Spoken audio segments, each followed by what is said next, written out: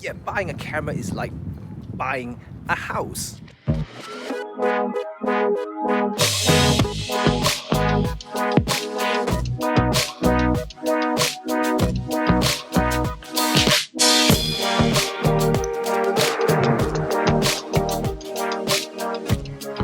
Why would I say such a thing? Camera is camera and house are totally different things. Well, in fact, there isn't much of a difference because it's how you see camera purchases these days. First of all, cameras are getting more expensive, and that is a fact. I can see camera prices is increasing like every single year, and not by just a little margin like an inflation percentage, but actually much more than that. And so yeah, you're gonna basically every new model comes out, there's gonna be a bump in terms of pricing. So things are getting more expensive compared to let's say 10 to 15 years ago is definitely something that will hurt your wallet. But anyway, so as while they're getting more expensive, and if you want to get something let's say more feature packed, more professional cameras and lenses, that you are definitely have to fork out quite a bit of money.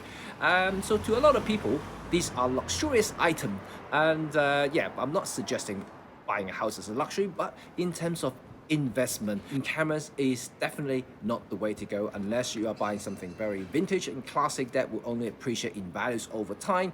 But modern day digital cameras are definitely the opposite way, and yeah, you're gonna definitely lose money. So I would not suggest you to think you could buy something that is going to appreciate in value terms, especially if you are considering upgrading, every 2 to 3 years. So that is not the way to go. Lenses, perhaps, it will hold the value better, but still, the days of professional lenses that would not update or update every 10 or 12 years is long gone. Nowadays you see new lenses being replaced every 5 to 6 years. So the life cycle of these professional lenses, even these are high grade professional lenses, are shortening every single generation. So if you think about overall, you're spending the money, you're not getting any return to it, it may not be a wise decision.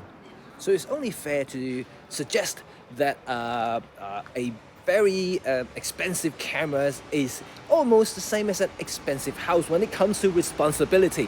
Let me give you an example. For instance, if you buy a very, very expensive property, just like something around here, the Notting Hill area, these are all over £1 million properties here. Is that if First of all, it's finance. You have to commit to it when you purchase it. And similarly, when you buy an expensive camera, you have to fork out quite a bit of money, especially in today's economy. You will see that new cameras or high-end cameras are getting more and more expensive every single year, and that's something you cannot avoid, unfortunately. So you have to make sure that you can basically afford it, and if you can't, don't stretch yourself to doing it. Otherwise, you're not going to enjoy anything. Second is all about your needs, whether you need a big expensive property or not. Same thing as when it comes to camera. Do you really need a high-end expensive a camera with all those megapixels or like features that you probably would never ever use? Just give you an example, like if you're a landscape photographer, you may want the resolution, but you don't need those high frame rates whatsoever. And so in today's digital world, I would actually say that almost all cameras, regardless of brands, models, they are all very, very capable. So you don't really need to think too hard before it comes to conclusion that you can actually buy any camera.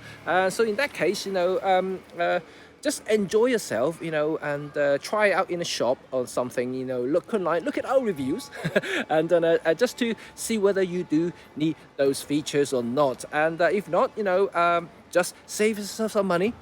Maybe spend it somewhere else. Now it comes to the expense part of the conversation. Well, first of all, when you buy an expensive and big property, you will have to pay up some like hefty stamp duty and the ongoing council taxes depending on the area you're in. But usually when you buy a very nice property, yeah, the council tax tends to be a little bit more than usual. But that goes the same way with camera, which you may not actually think at first. Let's say you buy a very high resolution camera, for instance, you will have to buy a lot of stuff to go with it. I know, for instance, memory card, you have to have the very high-end speedy memory card for you to clear those buffers, you know, I can guarantee that. And then similarly, you have to get very powerful, speedy computers to process all those files, and also larger storage hard drive for you to archive all your lovely images that you take. So these may not be apparent at first, but once you start using the camera, you find, oh, the memory card is not quick enough to clear those buffers. Yeah, the computer is struggling to process those files. You will know once you started using it. So, but these are things that may not be apparent at first, but you know, once you start using the cameras and kits like that, then you will realize, yeah, I need all those stuff. So these are also expenses you may not actually see at first. So yes, just something to think about. So ultimately, these are the things I want to talk to you guys about, just very, very briefly. So before you purchase anything new, think about those things that I just told you about and assess your requirements, because you know, if you buy a very expensive, very powerful camera that you may not need, and you may be wasting it, that's the first. And second, you don't really need to bottleneck that capabilities by having some low-end tech surrounding the high-end camera. So you have to make sure that you have all the supporting technologies for you know, that particular high-end cameras that you purchase. So this is something that you really have to think deeper before you really hit that purchase button online. Yeah, it's just something to think about. So I hope you guys enjoyed this particular video, and yeah, if you want to hear more 101 stuff and psychological photography things and make you a better, a wiser photographer, stay tuned and click on that subscribe button and like this video. Yeah, put on the bell notification so you know when my new video is coming out. So until next time, I'll see you guys soon. Bye for now.